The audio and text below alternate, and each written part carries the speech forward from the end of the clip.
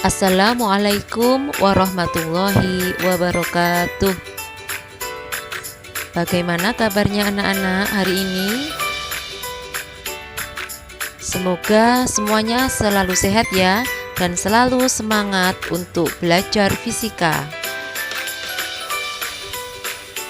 Anak-anak, pada hari ini kita akan belajar tentang medan magnet. Apa itu medan magnet? Medan magnet adalah ruang di mana sebuah benda yang berada di dalam ruang itu mendapatkan gaya magnet. Makin besar kekuatan suatu magnet, makin besar pula medan magnetnya.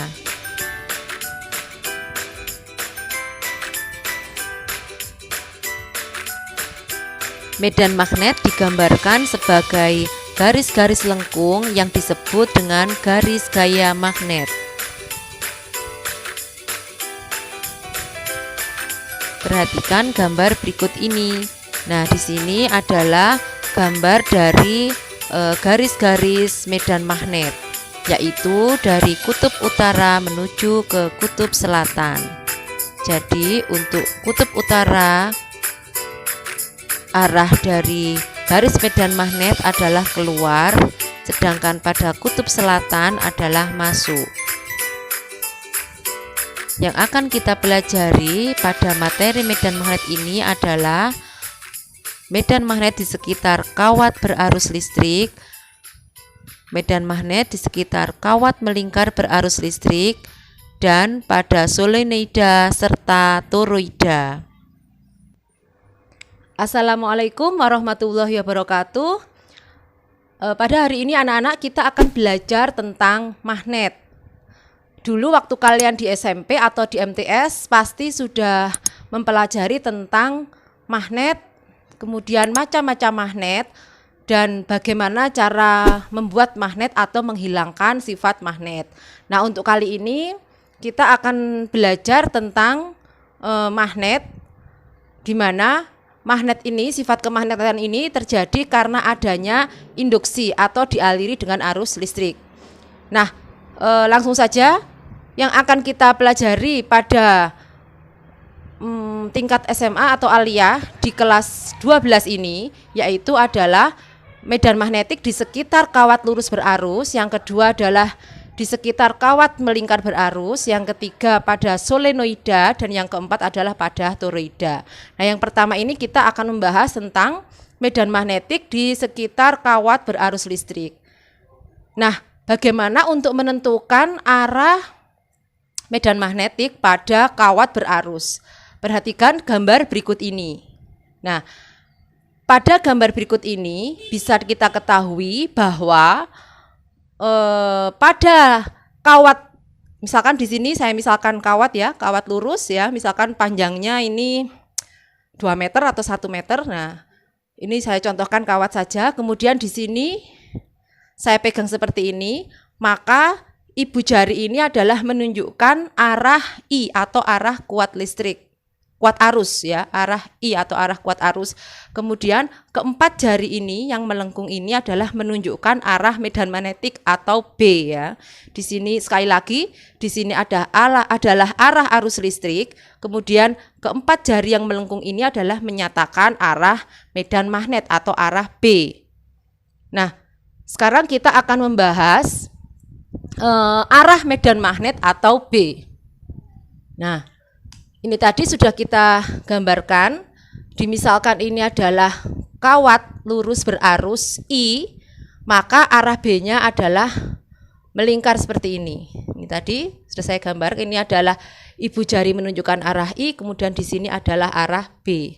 Nah, kalau di sebelah sini maka arah arusnya adalah keluar, sedangkan ketika di sini maka arah arusnya adalah masuk. Di sini kita simbolkan ketika arah masuk bidang, yaitu tandanya cross atau silang. Kemudian keluar bidang, tandanya berupa tanda titik. Ya. Masuk bidang ini artinya adalah bisa masuk ke bidang papan, atau kalau kalian menulis di buku maka masuknya adalah masuk ke dalam bidang kertas. Jadi di sini masuk bidangnya bisa kertas atau papan. Demikian juga untuk yang keluarnya juga demikian, yaitu keluar bidang kertas atau bidang papan. Nah, kenapa tandanya pakai cross? Ini bisa dimisalkan seperti kita melihat sekrup ya, sekrup ketika kita memasukkan sekrup itu ke dalam, maka kita melihat dari luar seperti tanda cross sekrupnya itu bagian belakangnya. Maka ketika masuk bidang, tandanya adalah silang. Nah, kemudian ketika sekrup itu kita lihat, ketika menembus bidang, kita lihat dari bidang tembus yang belakang, otomatis seperti titik, sehingga keluar bidang disimbolkan dengan titik. Nah, sekarang coba perhatikan contoh soal ya di buku Saku Vindo, bisa kalian buka. Contoh soal 3.1 halaman 121. Misalkan di sini ada kawat ya, ini kawatnya arahnya adalah ke kanan I.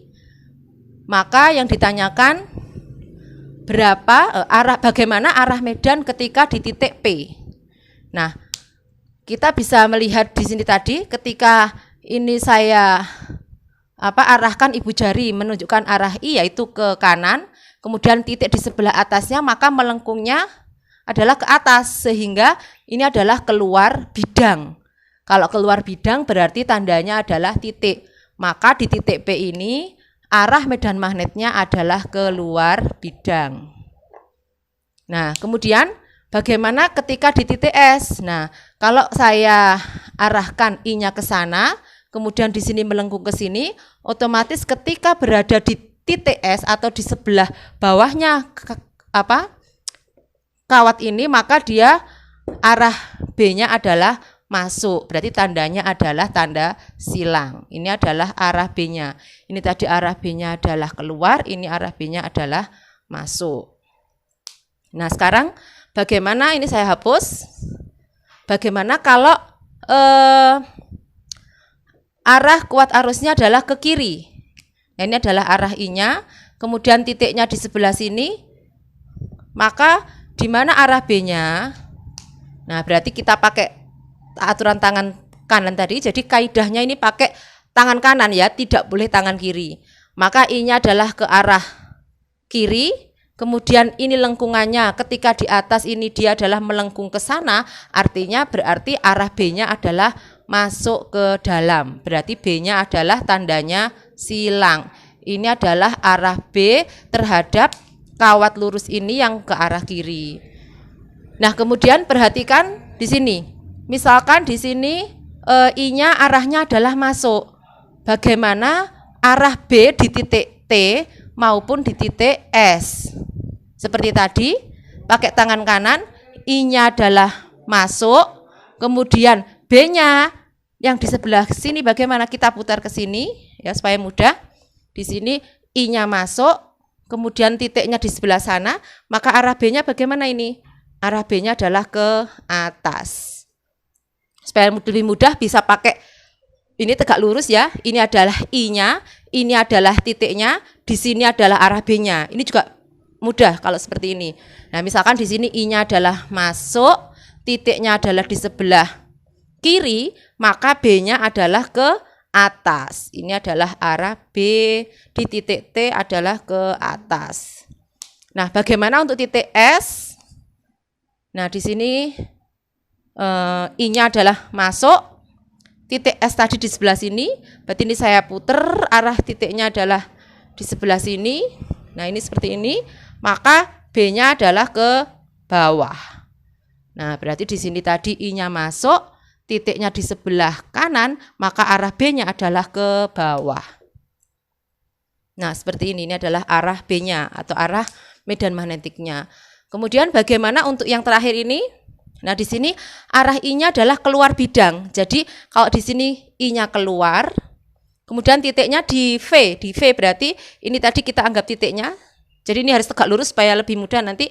Ini I-nya adalah keluar, titiknya keempat jari ini adalah titiknya di V, I-nya tadi keluar, kemudian di sini adalah titiknya arahnya ke V, maka arah B-nya adalah ke kanan. Nah, di sini arah B-nya pada titik V adalah ke kanan. Selanjutnya, bagaimana untuk titik W? Sekali lagi kita coba, I-nya adalah keluar bidang. Kemudian titik ini di sebelah kanannya ini ya, titik W ini di sebelah kanannya kawat ini, berarti kalau saya putar, ini I-nya adalah keluar, kemudian titiknya adalah di sebelah kanan, maka B-nya kemana? Ini adalah menunjukkan arah B. Maka B-nya adalah arahnya ke atas. Nah, seperti ini. Untuk latihan, coba kalian kerjakan soal latihan 3.1 halaman 122 di buku Saguvindo. Nah, selanjutnya bagaimana untuk kawat yang berbentuk seperti ini? Nah, seperti ini, maka di sini ketika arah arusnya ini ke atas, kemudian bergerak dari sini arah arusnya, kemudian muter ke sini, kemudian ke sini. Nah, maka pada saat di titik ini, kita lihat di titik ini arah arus di sebelah kanannya kawat ini berarti dia arahnya masuk, kemudian di sebelah sini berarti keluar. Ini masuk, yang di sini arah B di sini keluar. Demikian juga untuk yang ini. Nah, berarti kalau kita pakai tangan tadi, ini adalah arah I-nya. Misalkan di daerah sini yang dicari B-nya, maka titik di sini B-nya adalah masuk. Sedangkan ketika titik yang di sini B-nya keluar. Nah, di sebelah dalam ini B-nya masuk, di sebelah luar ini B-nya keluar. Di sebelah kirinya maka B-nya keluar. Sedangkan untuk yang di sini I-nya adalah ke sana, titik yang di sebelah atas maka keluar. Kalau misalkan titik yang di sebelah bawah maka arahnya masuk. Masuk, keluar. Demikian juga yang untuk yang ini, maka I-nya ke sana, di sebelah sini titiknya B-nya adalah masuk, di sebelah sini berarti B-nya keluar. Nah, demikian untuk kawat yang berbentuk seperti ini.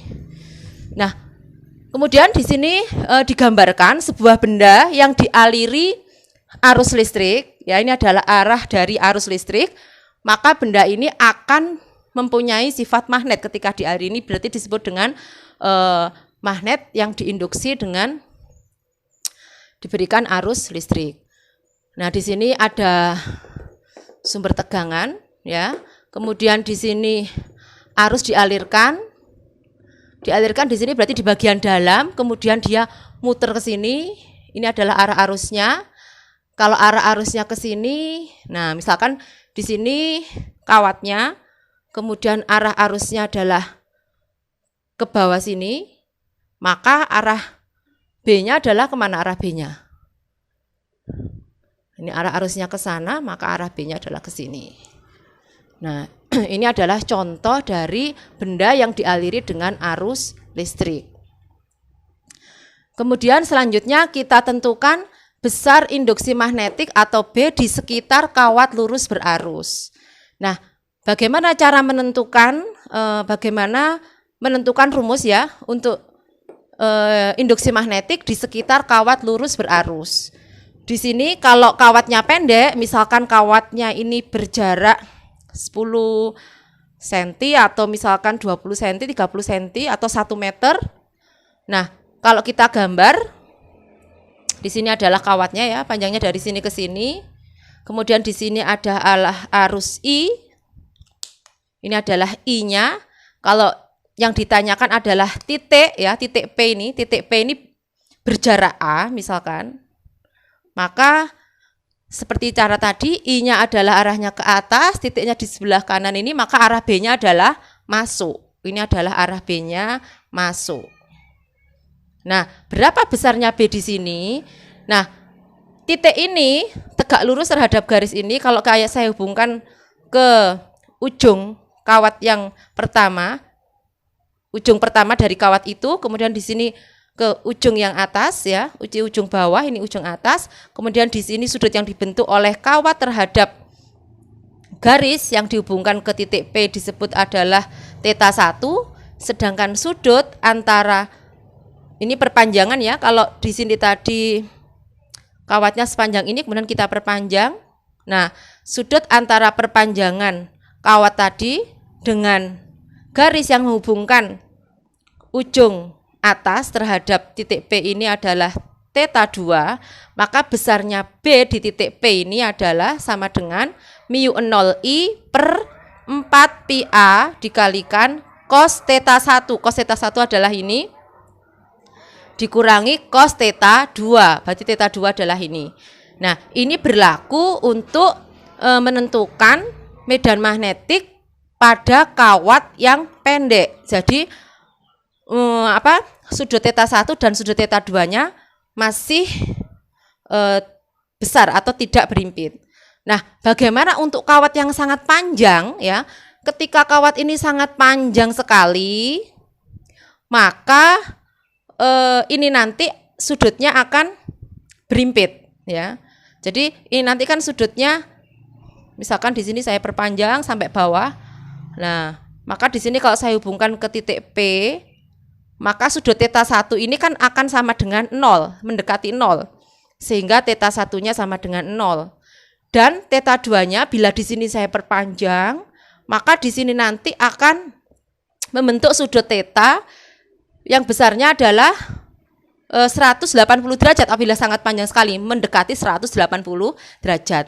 Maka untuk kawat yang sangat panjang ya, sangat panjang, itu theta 1-nya adalah 0 derajat dan theta 2-nya adalah 180 derajat. Kalau kita masukkan ke dalam persamaan ini, maka didapatkan B sama dengan mu 0I per 4 pi A dikalikan, ini cos theta 1 ya, cos theta 1 tadi theta 1-nya adalah 0, berarti cos 0 dikurangi cos theta 2, berarti dikurangi cos 180 derajat, sama dengan mu 0I per 4 pi A. Cos 0 nilainya adalah 1 ya, cos 180 nilainya adalah negatif 1. Sehingga di sini nanti persamaannya B sama dengan mu 0I per 4 pi A dikalikan cos 0 tadi nilainya 1 dikurangi cos 180 nilainya adalah negatif 1. Sehingga di sini 1 ditambah 1 hasilnya adalah 2. Jadi B sama dengan mu 0I per 4 pi A dikalikan 2. Ini bisa kita coret, 4 dicoret dengan 2 hasilnya adalah 2. Sehingga besarnya B adalah mu 0I per 2 pi A. Nah, ini adalah rumus untuk menentukan medan magnetik atau induksi magnetik pada kawat yang sangat panjang. Di mana B ini tadi adalah induksi magnetik, yaitu satuannya Tesla atau Weber per meter persegi ya. Kemudian I adalah kuat arus, satuannya ampere. Mu 0 adalah permeabilitas ruang hampa. Ini sudah ketetapan. Besarnya adalah 4 pi kali 10 pangkat negatif 7. Ini kalau bisa dihafalkan ya anak-anak. Nah, jadi di sini kesimpulannya untuk menentukan besarnya medan magnetik dilihat dulu apakah di situ pada kawat pendek atau kawat panjang.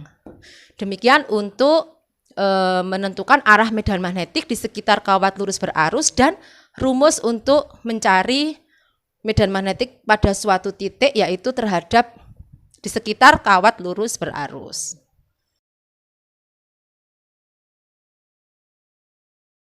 Selanjutnya akan kita bahas contoh soal tentang medan magnet, yaitu yang pertama adalah contoh soal 3.4 di buku Saguvindo. Berapa induksi magnet pada jarak 5 cm dari pusat sebuah kawat lurus yang berarus 3 ampere? Nah, yang ditanyakan di sini adalah induksi magnetik pada jarak 5 cm dari pusat.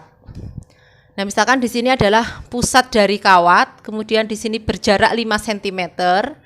Berarti di sini jaraknya adalah 5 cm. Nah, yang ditanyakan adalah B di sini. Kalau di sini arah arusnya adalah ke atas, kemudian titiknya adalah di sebelah kanan, maka arah B-nya adalah masuk bidang. Nah, di sini adalah arah B-nya masuk bidang. Nah, berapa untuk B-nya? Di sini tidak ada keterangan untuk panjang kawatnya berapa senti atau berapa meter, sehingga kawat ini dianggap sangat panjang, ya. Karena di sini sangat panjang, maka untuk menentukan rumus B sama dengan mu 0I per 2 pi A.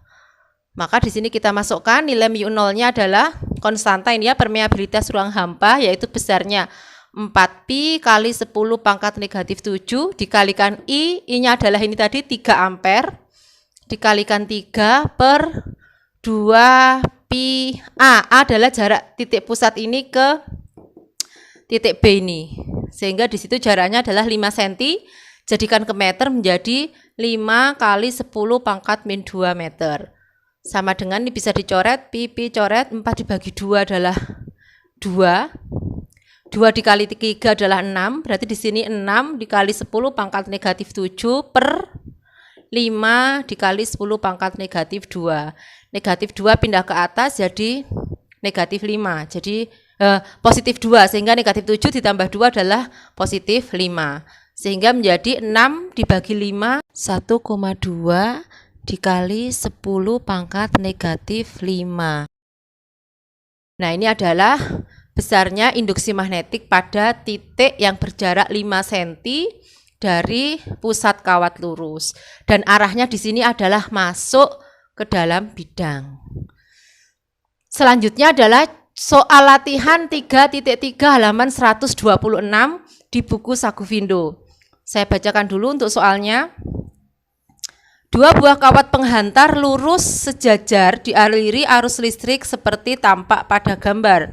Tentukanlah letak titik P yang induksi magnetiknya sama dengan 0. Nah, di sini untuk gambar kawat lurusnya ada 2. Misalkan di sini adalah kawat pertama, ini adalah kawat kedua, kemudian besarnya kuat arus I1 adalah 8 ampere, I2 16 ampere, jarak antara kedua kawat di sini adalah 6 cm. Yang ditanyakan adalah di mana letak titik saat B-nya sama dengan 0. Nah, titik itu misalkan kita letakkan di sebelah kiri kawat pertama. Coba kita cek, kalau dia diletakkan di sebelah kiri kawat pertama, maka bagaimana arah B terhadap kawat pertama maupun kawat kedua. Terhadap kawat pertama dulu, kita pakai aturan kaidah tangan kanan. I arahnya ke atas, kemudian titiknya di sini karena di sebelah kiri, maka saya putar begini. Nah, begini ya. Ini adalah I jempol ini ya. Ibu jari ini adalah I, kemudian titiknya di sebelah kiri, maka arah B-nya adalah keluar. Nah, arah B-nya untuk B1 terhadap kawat pertama adalah keluar. Sedangkan terhadap kawat kedua, kita coba lagi. Nah, ini tetap karena dia arahnya I-nya ke atas, titik ini juga di sebelah kirinya kawat kedua, maka B2-nya juga arahnya keluar. Maka karena sama-sama keluar, sedangkan untuk B ini adalah besaran vektor, kalau sama-sama keluar kan berarti ditambah, B1 ditambah B2, sehingga tidak mungkin B-nya sama dengan 0 B totalnya. Jadi di titik sebelah kiri tidak mungkin. Misalkan di titik sebelah kanan, I1 ke atas, titiknya di sebelah kanan, maka B1-nya adalah masuk. Di sini B1 masuk. Kemudian untuk yang kawat kedua, I-nya ke arah atas, titiknya ini juga di sebelah kanannya kawat yang kedua, berarti B2-nya juga masuk. Nah, karena sama-sama masuk, berarti kan dijumlah, berarti tidak mungkin B totalnya sama dengan 0. Nah, berarti yang memungkinkan adalah terletak di antara dua kawat ini. Coba kita ambil salah satu titik di sini. Misalkan I1-nya ke atas, titiknya ini di sebelah kanannya kawat. Nah, maka di sini kan B1-nya adalah masuk. Terhadap kawat pertama, B di titik sini adalah masuk. Berarti tandanya cross. Ini adalah B1. Misalkan di sini dianggap jarak dari titik kawat pertama ke titik ini adalah A1. Kemudian terhadap kawat kedua, I2-nya ke atas, titiknya di sebelah kiri, maka B2-nya adalah arahnya ke luar. Nah, ini B2-nya arahnya ke luar. Ini adalah jarak dari kawat kedua ke titik ini adalah A2. Nah, karena yang satu masuk, satu keluar, berarti memungkinkan untuk B sama dengan 0. Nah, syaratnya supaya B-nya sama dengan 0, maka nilai B1 yang masuk harus sama dengan B2 karena saling menghilangkan. Berarti B1 sama dengan B2. Nah, untuk rumus B-nya sendiri, karena di sini tadi juga tidak ada keterangan apakah kawatnya panjangnya berapa senti, maka dianggap kawat yang sangat panjang. Berarti rumusnya sama dengan ini tadi. B sama dengan μ0 I, karena di sini B1 berarti μ0 I1 per 2 pi A1 sama dengan untuk B2-nya berarti μ0 I2 per 2 pi A2. Nah, A1-nya ini misalkan jaraknya titik kawat ke 1 ke titik yang dimaksud ini adalah X, maka jarak dari sini ke sini berarti 6 cm dikurangi X atau 6 dikurangi X. Nah, seperti ini. Ini adalah jarak dari kawat kedua terhadap titik yang dimaksud ini. Maka kita masukkan μ0-nya kita coret, yang sama dicoret 2pi, I1-nya adalah 8 ampere, kita masukkan I-nya 8, A1-nya tadi adalah jaraknya X, kemudian I2-nya adalah 16, per A2-nya adalah ini tadi, A2 adalah jarak kawat kedua terhadap titik ini, berarti A2-nya adalah 6 dikurangi X, yaitu ini, 6 dikurangi X ini, 6 dikurangi X. Kemudian kita sederhanakan, 8 dibagi 8, 1, 16 bagi 8, 2, sehingga ini menjadi 1 per X sama dengan 2 per 6 dikurangi X. Kita kali silang menjadi 2X sama dengan, ini dikalikan 1 berarti 6 dikurangi X. Negatif X pindah ke kiri menjadi positif sehingga menjadi 3X. 2X ini ditambah X ya, pindah ke kiri menjadi 3X sama dengan 6, berarti X sama dengan 6 per 3, yaitu sama dengan 2 cm. Jadi X-nya di sini adalah 2, artinya jarak dari titik kawat pertama ke titik ini adalah 2. Maka jarak dari kawat kedua terhadap titik ini berarti berapa? 6, ini tadi 6 dikurangi 2, berarti di sini adalah 4. Jadi kesimpulannya adalah titik B berada sama dengan 0 ya. Nilai B sama dengan 0 ketika jaraknya adalah 2 ya. Jadi kesimpulannya B sama dengan 0 ketika jaraknya adalah 2 cm di sebelah kanan kawat ke 1. Atau bisa juga 4 cm di sebelah kiri kawat kedua. Nah, jadi nanti kesimpulannya kalau di situ kawatnya ada 2, maka B sama dengan 0 ada di antaranya. Kalau arahnya sama, bisa ke atas boleh, atau ke bawah boleh. Maka pasti B itu ada di antara 2 kawat. Tapi kalau yang satu ke atas, satu ke bawah, berarti bisa jadi di sebelah kiri atau di sebelah kanannya. Demikian untuk contoh soal, untuk soal latihan 3.3 halaman 126. Berikutnya adalah contoh soal yang ketiga ya. Di sini saya ambil dari soal uji kompetensi medan magnet di Saguvindo halaman 10 ya. Saya bacakan soalnya. Jika susunan kawat berarus listrik di udara seperti gambar. Jika permeabilitas udara μ0 4pi kali 10 pangkat negatif 7, maka induksi magnetik di titik P adalah, jadi yang ditanyakan adalah induksi magnetik di titik P. Perhatikan gambar berikut ini ya. Jadi gambarnya seperti ini. Di sini adalah I1 arahnya ke atas, kawat yang berarus I1, kemudian di sini kawatnya berarus I2 10 ampere. Ini sama 10 ampere, 10 ampere. Kemudian yang ditanyakan adalah B di titik P. Nah, langkah pertama sebelum kita cari nilai B-nya, maka menentukan arahnya terlebih dahulu dengan menggunakan kaidah tangan kanan.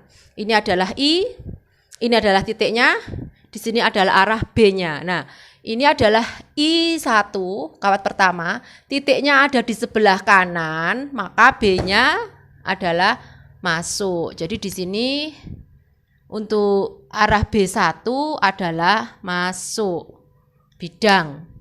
Kemudian untuk kawat I2 berarti di sini I2-nya adalah ke atas, titiknya tidak di sebelah kanan ya, tapi di sebelah kiri.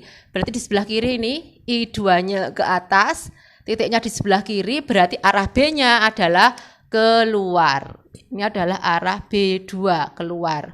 Nah, karena yang satu masuk, satu keluar, maka B totalnya adalah, ini bisa kita bolak-balik, bisa B1 dikurangi B2 atau B2 dikurangi B1.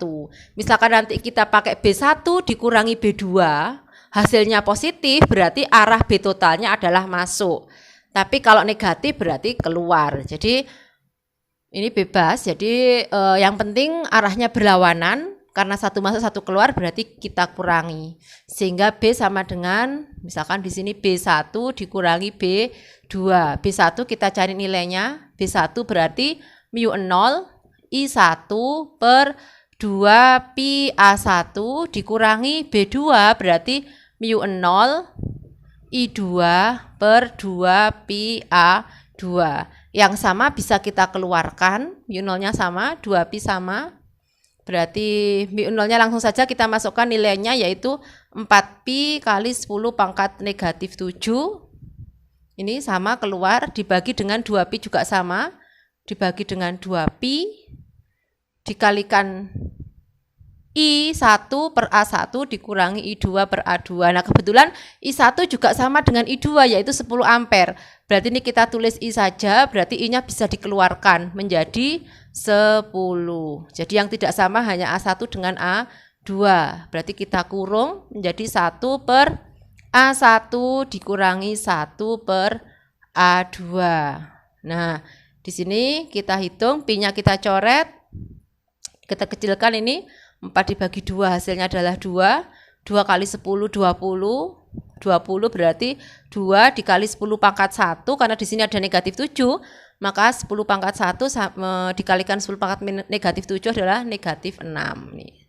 Kemudian di sini 1 per A1, A1-nya adalah 10 cm, kita jadikan meter menjadi 0,1 atau 10 pangkat negatif 1. Kemudian dikurangi 1 per A2, A2-nya berarti 5 cm, jadikan ke meter menjadi 5 kali 10 pangkat negatif 2. Nah, sehingga di sini kita bisa menentukan nilainya 2 kali 10 pangkat negatif 6. 10 pangkat negatif 1 ditaruh di atas kan jadi 10 pangkat 1 atau 10 dikurangi.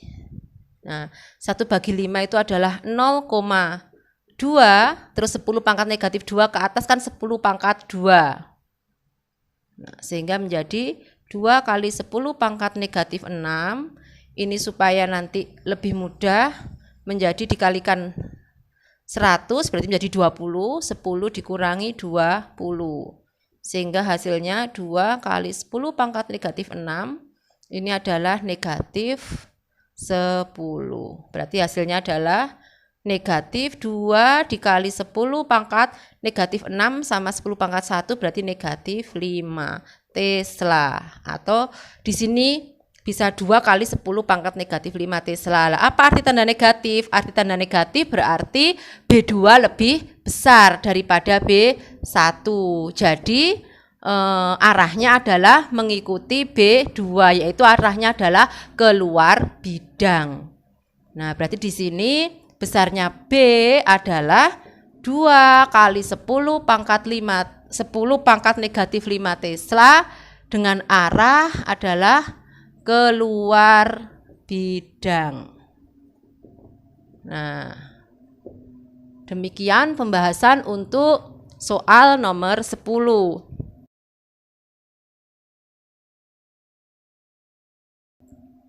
Alhamdulillah kita sudah selesai untuk materi medan magnetik di sekitar kawat lurus berarus. Selanjutnya kita akan bertemu kembali dalam pembelajaran fisika. Kita bahas tentang medan magnetik di sekitar kawat melingkar. Demikian anak-anak, selamat belajar, selamat mengerjakan tugas ya. Semoga semuanya dalam kondisi sehat dan semuanya tetap semangat untuk terus belajar dan berkarya. Sekian dari saya. Assalamualaikum warahmatullahi wabarakatuh.